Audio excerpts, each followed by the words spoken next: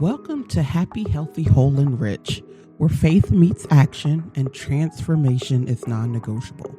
I'm Tina Brinkley Potts, and I believe now is the time to step boldly into your power, walk in divine wisdom, and claim the life you were meant to live.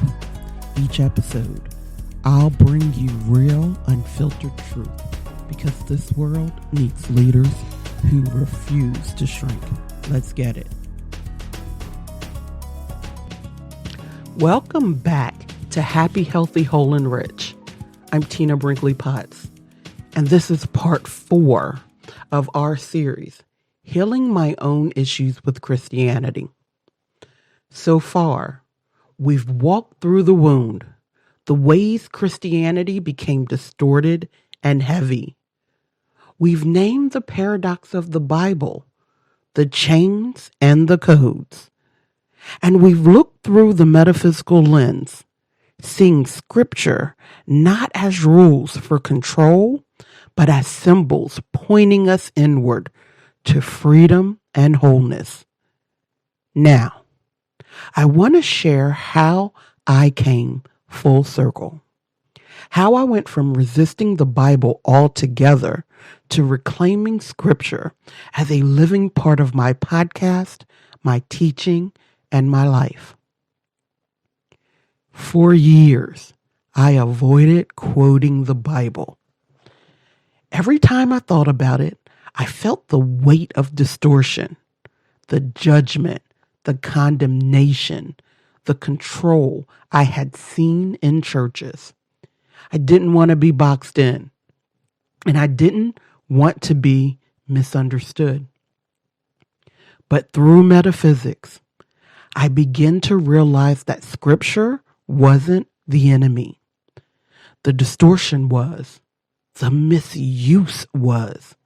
And when I read the words through the lens of alignment, sovereignty, and source, I found I could reclaim them, not as chains, but as truth. For example, when I hear, "Be still and know that I am God," Psalm 46:10, I don't hear control. I hear an invitation to rest, to align, to feel the presence of source in the silence.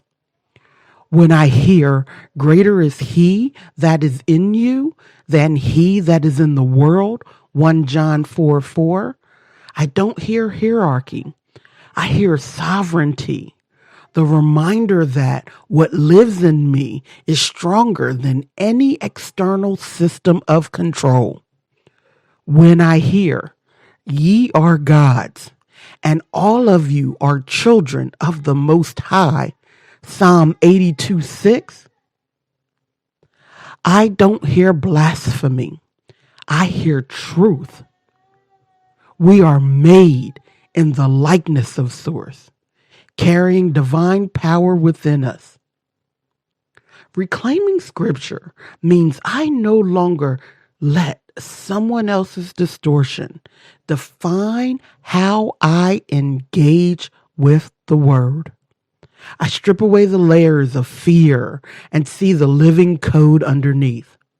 And in doing so, I feel free to speak it again without resistance, without heaviness, without fear. Here's what I've learned. Reclaiming scripture is about sovereignty. It's about refusing to hand over your power of interpretation to someone else's distortion. When I reclaim scripture, I stop asking, "What do they say this mean?" and started asking, "What does Source reveal to me through this?" That shifted everything. It turned the Bible from an external authority into an internal compass.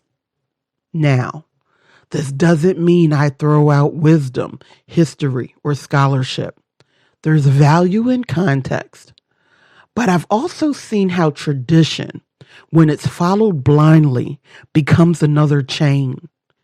Tradition can keep us stuck, repeating the same patterns of silence, hierarchy, and control under the banner of that's how it's always been. For me, reclaiming scripture means I can respect tradition without being bound by it. I listen, but I don't surrender sovereignty. I honor insight, but I trust my own direct relationship with Source above all. The same spirit that inspired the text lives in me. Reclaiming scripture also means releasing the fear of using it. For so long, I avoided quoting it because I didn't want to be lumped in with distortion. But healing showed me that my voice matters, that I can speak these words in truth, love, and liberation. And when I do, I make space for others to reclaim it too. And so can you. You can take back what was stolen. You can let scripture become a wellspring of wisdom instead of a weapon of control. You can hear the codes beneath the chains and let them guide you into alignment. And here's why this matters right now.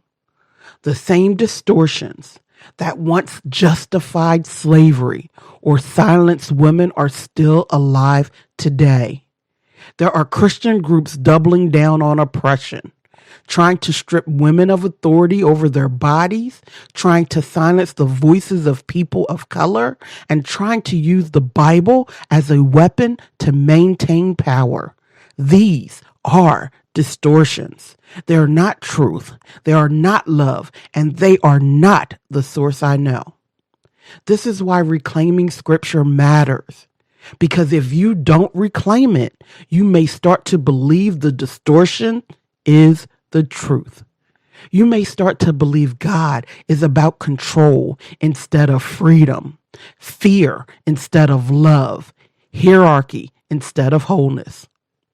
But I refuse to let distortion have the final word. I don't claim it. I don't align with it. And I will not hand my relationship with Source over to those who twist the word for power. This is sovereignty. Choosing to see the difference between distortion and truth. Choosing to live the codes, not the chains. Choosing to let scripture be a wellspring of freedom in the present moment, even when others are trying to weaponize it. So I want you to take a moment and take a deep breath. A breath in, hold it, and then let it out. Hand over your heart. This is about reclaiming what was always yours. Here are some prompts for your journal. Number 1, your experience. Are there scriptures you've avoided because they felt heavy, condemning, or misused? Write them down and name how they've felt like chains to you. Number 2, reframing. Choose one of those scriptures and ask, what does this mean when I read it metaphysically?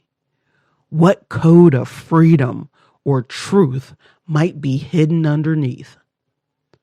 Number 3, sovereignty. Where have I given someone else the authority to define scripture for me? How can I reclaim that power by trusting my own relationship with Source? Number 4, embodiment. What verse or passage feels alive to me right now? How can I not just read it, but embody it, live it, breathe it, demonstrate it? Let your answers flow.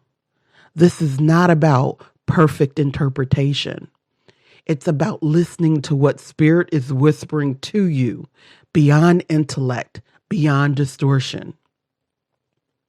Now, speak this aloud with me. I reclaim Scripture as a source of freedom, not fear. I strip away distortion and live the truth beneath the words. The spirit that inspired the text lives in me, and I embody that truth with sovereignty and love. Thank you for sharing this moment of reclamation with me. For me, quoting Scripture again isn't about religion. It's about freedom. It's about choosing to hear what source is saying, not just what man has distorted. You too can reclaim Scripture. You can speak it, live it, embody it, not as chains, but as codes of liberation. And when you do, you not only heal yourself, but you create space for others to reclaim it too. In the next episode, we'll move into living the word, how to go beyond reclaiming and step into daily practices that make Scripture alive in you through alignment, sovereignty, and action. Until then, stay happy, stay healthy, stay whole, and stay rich in spirit. If this message spoke to you, don't keep it to yourself. Share it, live it, and let's grow together. Head over to happyhealthywholerich.com for more powerful teachings and join the movement. Remember, your breakthrough is waiting, but you have to show up. Until the next time, stay happy, healthy, whole, and rich.